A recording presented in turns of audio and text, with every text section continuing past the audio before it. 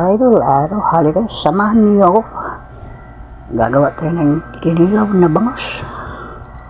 Yan, lagyan natin ng bisika natin ng asin. At syempre, itong mga sangkap niya, ang kamatis, luya, sibuyas. Mawawala ba naman yung pipino na yan? Na yun ang pampasarap dyan.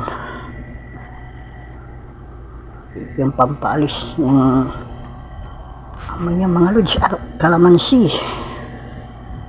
Siyempre, ayan na po. Yung pinaka masarap dyan, yung maramihang sili. Ayan na, durugin natin yung sili. Kailangan mapisa ng maayos yan. Ito yung kinilaw na bangos. Masarap yun yung mga lods. Mapaparami ka ng bahog nito.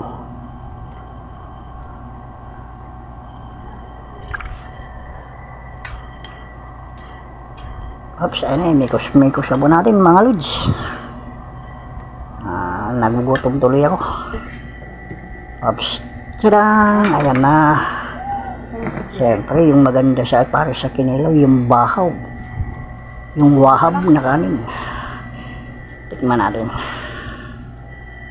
Ayun na, kain tayo mga